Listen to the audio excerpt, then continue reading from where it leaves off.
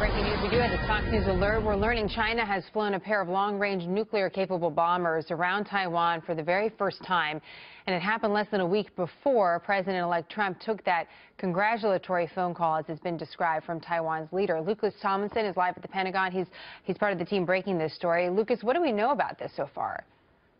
Well, Jenna, we know that the flight took place less than a week before President-elect Donald Trump spoke to the Taiwanese president. A pair of Chinese nuclear-capable H-6 bombers flew from a base in mainland China, escorted by two other planes. They were doing surveillance, conducted a flight around the island of Taiwan, as you said, for the first time. And we drew a response from the Japanese Air Force, who scrambled 8 F-15 fighter jets to take a look at this unprecedented Chinese flight. And some would say aggression, although one U.S. expert that we spoke to was not surprised at all.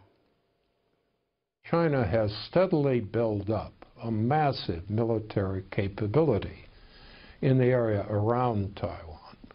This isn't simply a matter of flying bombers. Understand that technically we can't object to flying bombers near Taiwan if we are flying combat aircraft and reconnaissance aircraft near China.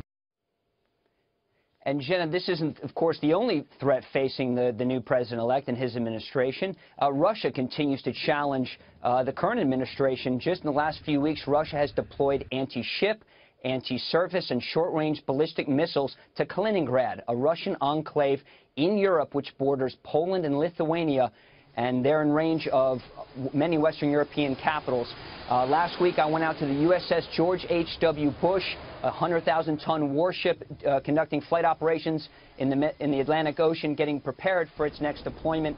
I asked the commanding officer of the ship about the challenges he faces. It is absolutely vital that we understand that Russia's capability has been reinvigorated, and they have certain interests that are divergent from ours. So we need to understand their capability as well as understand strategically what they intend to do, so that if required, we can counter that. Jenna, that aircraft carrier launched the first airstrikes against ISIS in August of 2014. 2.5 years later, that aircraft carrier is returning to the fight. Now, in a tit-for-tat last week, the U.S. State Department approved a weapons package to Poland to the tune of $200 million of air-to-surface missiles going to Poland, which shows the challenges that still exist. And one other bit of news, Jenna, on Saturday, another Russian fighter jet crashed attempting to land aboard its aircraft carrier in the eastern Mediterranean, that Admiral Kuznetsov. So we'll be watching all the latest and reporting. A lot of hotspots around the world, that's for sure. Lucas, thank you.